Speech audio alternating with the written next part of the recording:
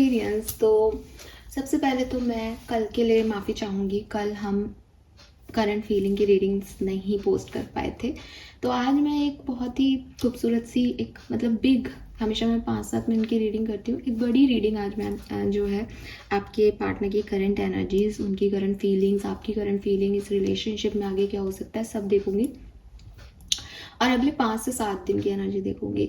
तो ये रीडिंग जो है वो रहेगी तो करंट फीलिंग की डेली एनर्जी चेक इन की तरह ही पोस्ट करूँगी, लेकिन इसमें आपको 5-7 दिन की एनर्जी मिल जाएगी, क्योंकि फिर मैं एक ब्रेक भी लेने वाली हूँ अपने स्पिरिचुअल लर्निंग्स के लिए। तो बिकॉज मैं हर महीने एक ब्रेक लेती ही हूँ, सबको पता है, तो वो ब्रेक पे चली जाऊँगी, तो आपके लिए ये आगे भी काम आएंगी रीडिंग और कल की भी खामियाजा पूरा हो जाएगा राइट। तो चलिए लेट्स सी कि आपकी लव लाइफ कहाँ जा रही है। अब जब मैं छोटी रीडिंग करती हूँ 5 से 7 मिनट की, तो बड़े सारे लोग मुझे क्रिटिसाइज़ करने आते हैं कि ये हमसे मैच नहीं हुई। आज मैं आपकी पास्ट प्रेजेंट फ्यूचर की कहानी देखूंगी। मैं देखना चाहती हूँ कि आपकी कहानी में क्या हुआ। अगर वो कहानी आपसे मैच करती है तो आगे 5-7 दिन में क्या हो सकता है, क्या फील करेंगे आपके पर्सन आपके लिए, वो भी आपसे रेजोनेट होगा। तो आज मैं खुद स्पेसिफाई करूँगी ये रीडिंग किसकी है, ठीक है। चलिए लेट्स सी।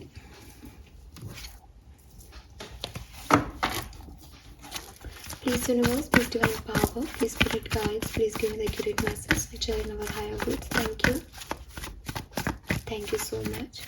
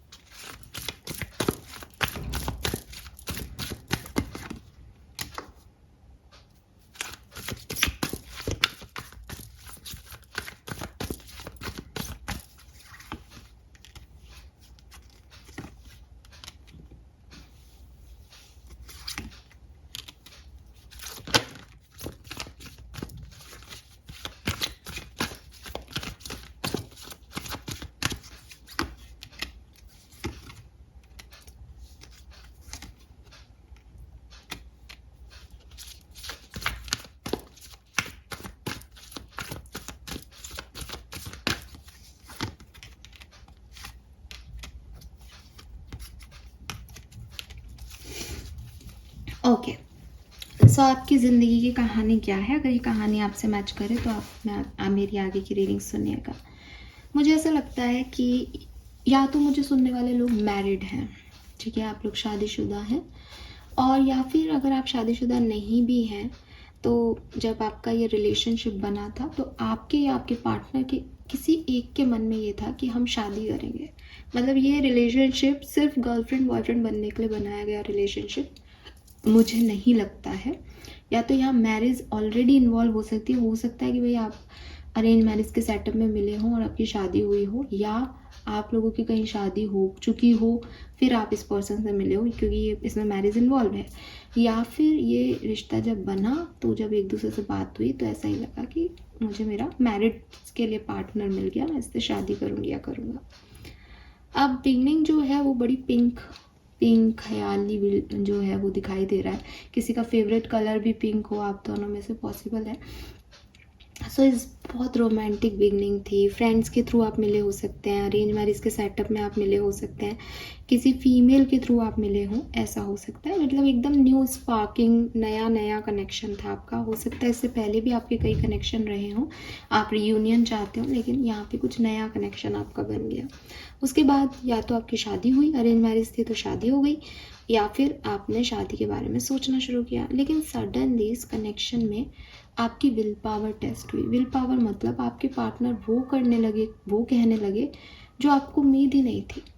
ठीक है, आपके अगेंस्ट चीज़ें होने लगी। आप जैसा सोच रहे थे कि मैं इस पर्सन से शादी करूँगा, बिल्कुल वो पर्सन उसका अपोजिट निकला और आपको लग रहा था कि मैं इससे शादी कैसे कर सकता हूँ।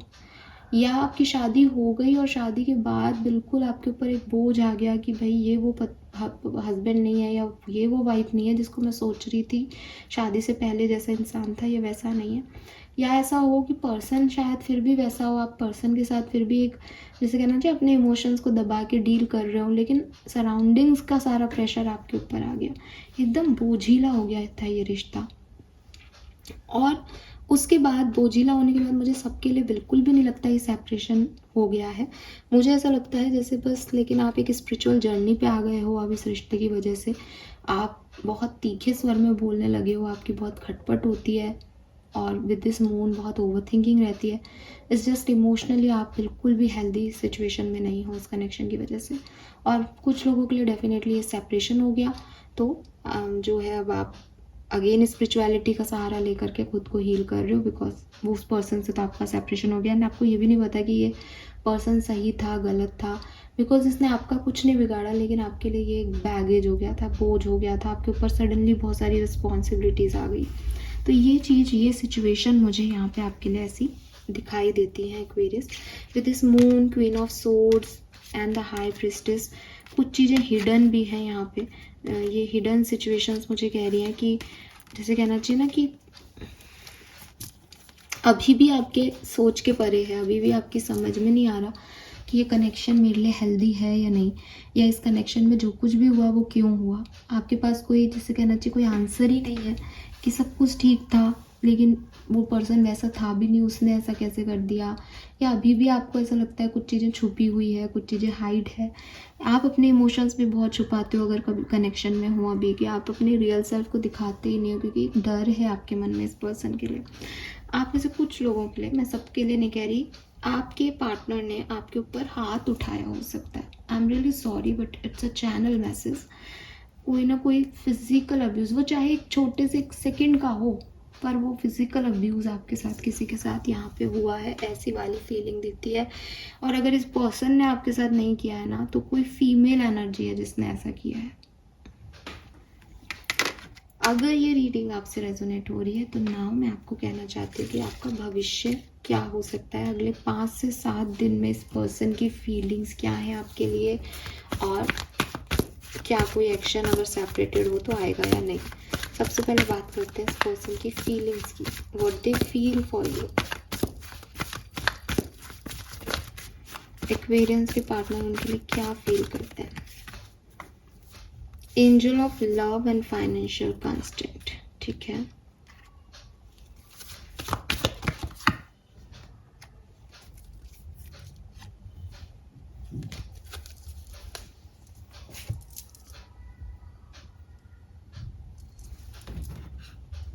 कुछ डिसेप्शन की ऊर्जा भी है यहाँ पे किसी ना किसी की।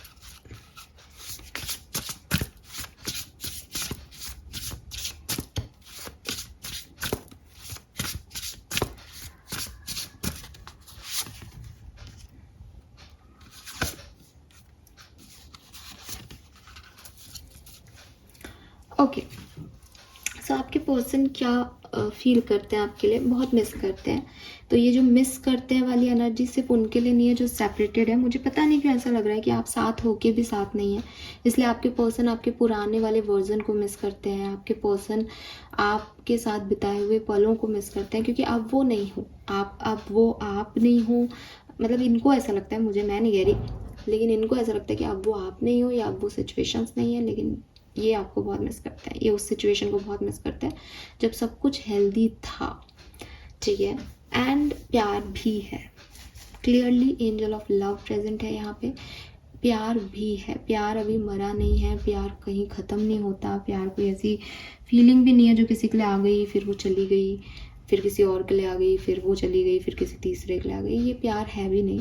तो आपके पर्सन के लिए एंजल ऑफ लव है, इसका मतलब उनके मन में वो है भी, वो आपको, आपकी बुराई नहीं सोचते। वो ये नहीं सोचते कि मेरे साथ कितना बुरा करके चला गया, बुरा करके चली गई। वो यही सोचते हैं कि जब हमने समय अच्छा बिताया वो बहुत अच्छा था, पहले वाला समय बहुत अच्छा था। ऐसा भी हो सकता है कि आप दोनों के बीच में कुछ पैसे को लेकर के प्रॉब्लम आई हो, फाइनेंशियली चीज़ें ख़राब हो गई हों वक्त के साथ। सो आपके पर्सन जो हैं उन्होंने कुछ डिसीशंस अपने लिए लिए होंगे सेल्फिश होके, लेकिन उनको ये लगता है कि सबको अपने अपने लिए जीने का हक है, आपको भी अपने लिए जीने का हक है। उनके साथ आपने जब एक समय बिताया था तो वो बहुत खूबसूरत था और वो उसको हमेशा याद करेंगे, लेकिन अभी जो है वो अभी है। अगर आप लोग साथ में हो तो आपके पर्सन चुप हैं, अपने आप को रेस्ट दे रहे हैं, अपनी एनर्जीज को वापस ले रहे हैं और ये सोचने समझने की कोशिश कर रहे हैं कि आप पे ट्रस्ट किया जा सकता है भविष्य के लिए या नहीं। तो उनकी जो करंट फीलिंग्स हैं, करंट एनर्जीज हैं, वो सिर्फ इतनी है कि आप पे ट्रस्ट करें या नहीं। ठीक है, अगर आपके पर्सन आपके साथ में नहीं है, अभी सेपरेशन में है, तो देखो मुझे ऐसा लगता है कि कहीं ना कहीं इस पर्सन को एक चीज़ तो लगती है कि बहुत बुरा वक्त आपकी वजह से इनकी ज़िंदगी में आया है या बहुत बुरा वक्त इनकी वजह से आपकी ज़िंदगी में आया है। मतलब ये मानते हैं कि एक बहुत बुरे वक्त के साक्षी आप दोनों बन गए हैं इस जर्नी में, एक दूसरे के कारण बन गए हैं ना चाहते हुए भी। और ये पर्सन इसको चेंज करना चाहते हैं, वो बदलना चाहते हैं इस सिचुएशन को। वो यूनिवर्स से प्रे भी करते हैं कहीं ना कहीं कि चीज़ें हील हो जाएं, चीज़ें ठीक हो जाएं, लेकिन वही चीज़ है कि सरेंडर करने के अलावा उनके पास कोई दो राय नहीं। आप दोनों में से कोई एक बहुत स्पिरिचुअल जर्नी पे आ गया है इस कहानी के बाद। वो हाई प्रिस्टेस की एनर्जी हमें बता रही थी पहले भी, तो ये आप भी हो सकते हो कि स्पिरिचुअल जर्नी पे आ गए, लेकिन आपके पर्सन भी हो सकते हैं। Let's see Aquarius, what they feel for you. तो सबसे पहले अगर आप साथ में हो, चाहे मैरिड हो चाहे committed, what they feel for you. 10 of wands, 3 of wands, magician. तो ये जो अपनी रिस्पॉन्सिबिलिटीज़ हैं उनको अच्छे से निभाना चाहते हैं, अपनी रिस्पॉन्सिबिलिटीज़ को आपके साथ बांटना चाहते हैं कि सिर्फ यही परेशान नहीं होते रहे। आप भी सोचो इस कनेक्शन के बारे में, आप भी सोचो इस कनेक्शन को आगे कैसे लेके जाना है। 3 ऑफ वॉन्ड्स से कनेक्शन को आगे जरूर लेके जाना चाहते हैं, but with this magician they like कि ये अपने हिसाब से कुछ अपनी फ्रीडम से काम कर सकें। हर चीज़ में तू मैं, हर चीज़ में लड़ाई झगड़े इनको पसंद नहीं है। लेट्स सी कि अगर आप सेपरेटेड हो, what they feel for you. 8 of pentacle. तो ये आप भी कंफ्यूज्ड हैं या बैलेंस कर रहे हैं नेगेटिविटी को। ठीक है, काम करना चाहते हैं, आपके साथ आना चाहते हैं। 10 ऑफ कप से फिर से यूनियन चाहते हैं, फिर से फैमिली, अगर आपका जैसे मैरिड थे आप लोग तो वापस से 10 ऑफ कप से फैमिली से मिलना चाहते हैं, सब होना करना चाहते हैं जो पहले था, लेकिन अभी थोड़ा सा हार्ड वर्क करना पड़ेगा, बैलेंस करना पड़ेगा, सिचुएशंस थोड़ी ख़राब हैं, ये भी समझते हैं। लेट्स सी कि क्या कोई एक्शन आपके लिए लेंगे अगले 5-7 दिन में, कोई एक्शन आपके लिए लेंगे। प्लीज़ गाइड कीजिए, थैंक यू।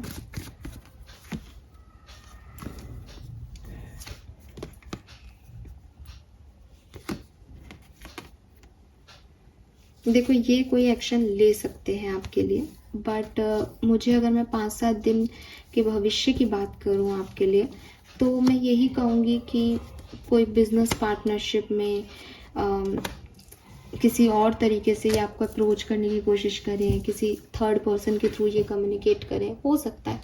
बट क्योंकि यहाँ पे एक ऐसी एनर्जी है कि देखो अगर आपके बीच में बातचीत होने लग गई है पर वो वाला स्पार्क नहीं है जो बिगनिंग में था, कम बातचीत हो रही है, तो ये कंटिन्यू रहेगा। आपको ये समझना होगा कि आप हमेशा ओवर एक्साइटेड नहीं रह सकते प्यार में। अगर आप शादी भी कर लेते हैं अपने लवर से या जिसको आप पसंद करते हैं अपनी ज़िंदगी में, तो शादी के बाद की ज़िंदगी वही है कि वो 9 to 5 ऑफिस जाएगा, आप भी अगर वर्किंग हो तो आप भी 9 to 5 ऑफिस जाओगे, फिर थक के आप लोग आओगे तो खाना खा लोगे साथ में। मतलब इट्स लाइक कि आप वीकेंड पे मस्ती कर सकते हो, आप हमेशा उस वाइब्रेशंस में नहीं होते, और ये चीज़ आपको समझनी पड़ेगी। ये सेपरेशन ने आपको ये सिखाया है, ये ज़िंदगी आपको बताएगी आगे चल के, लेकिन यही लाइफ की सच्चाई है कि लाइफ में प्यार ये नहीं है कि मेरा प्यार जो है वो मुझे न्यूयॉर्क लेके गया है, या मेरा प्यार जो है वो मुझे नए कपड़े खरीद के दे रहा है, या मुझे मेरे नाम अपनी वसीयत कर रहा है। That is not love. प्यार है कि सुबह की चाय आज उसने बना दी, उसने मुझे जगा दिया, मैंने उसे नहीं जगाया। प्यार है कि शाम को आज आधा आधा घंटे जल्दी आ गए, फिर कहीं एक साथ किसी ने पिक कर लिया एक को, फिर कॉफ़ी पीते हुए घर आए, भुट्टा खाते हुए घर आए, ये प्यार है। तो प्यार बड़ी चीज़ों में नहीं है, प्यार छोटी छोटी स्मॉल थिंग्स में है, और ये समझना है आपको, ठीक है। और ये चीज़ आपको 5-7 दिन में अपनी लव लाइफ को लेके, अपनी मैरिड लाइफ को लेके, आपके यूनियन होते हैं तो अपनी इस पर्सन को लेके रियलाइज़ होगी कि प्यार ये जो हम करते हैं कि आप 4 दिन बात नहीं की, 5वें दिन सॉरी सॉरी बोल के एक दूसरे, फिर 6ठे दिन तक तो बहुत अच्छा रहता है, अभी मिले हैं, वापस से मिल रहे हैं, घूमने जा रहे हैं, फिर 10 दिन बाद वही सिचुएशन आ जाती है। बिकॉज एक्सट्रीम हर चीज़ की बुरी है, नॉर्मलिटी में ही प्यार संभव है, ठीक है। तो ये चीज़ ज़रूर आपको रियलाइज़ होगी। बाकी ओवरऑल 5-6 दिन की एनर्जी ओवरऑल बहुत अच्छी है, कोई प्रॉब्लम नहीं आएगी, प्यार रहेगा, ठीक है। बल्कि कन्फ्यूज़न ही रहेगा कि भाई बैलेंस कैसे करना है इतने प्यार को, क्योंकि बहुत सारा प्यार है और पास्ट की कोई बैगेज भी हो सकते हैं। तो सब अच्छा ही दिख रहा है, कोई प्रॉब्लम नहीं है। लेट्स सी आपकी लव एंड रिलेशनशिप के लिए गाइडेंस क्या आता है हमारे पास 5-7 दिन के लिए आपकी लव सिचुएशन में guidance. Thank you. Okay, stay the course and stand to play. तो देखो, फन लविंग हो जाओ और गिव अप मत करो प्यार पे, सब चीज़ें अपने आप अच्छे से हो जाएंगी, ठीक है। थोड़ा सा इजी वे में लेना शुरू करो, हर चीज़ को इतना ऐसे नहीं, इसने ऐसे क्यों किया, वैसे क्यों किया, लाइक नॉर्मल था, जो हो सकता था वो सब कर दिया। Guidance for Aquarius, milk and honey, beautiful energy. So again कि हमेशा हर चीज़ नहीं अवेलेबल होती, आप हमेशा दूध में नहीं नहा सकते, कुछ पॉजिटिव इवेंट्स मिले तो उनको जियो, खुश रहो। ऐसा नहीं है कि अब ये मुझे रोज़ ही सोने का हार दे या रोज़ ही ऐसा हो, रोज़ कुछ नहीं हो सकता, रोज़ कुछ नहीं हो सकता, because change is the universal principle, ठीक है। सो ये ध्यान रखो। This is all for you, hope ये आपसे रेजोनेट होगा। एंड अगर आपसे कहानी रेजोनेट हुई देन ये रीडिंग आपकी, अगर नहीं हुई तो ये टाइमलेस एनर्जीज होती हैं गाइज, इसमें हम कुछ नहीं कर सकते। मैं आपकी एनर्जीज को कैसे चैनल करूँगी जब तक आप खुद मुझे अलाउ नहीं कर रहे हो, आप नेगेटिव हो मेरे लिए, ठीक है। So this is all for you, thank you, bye bye.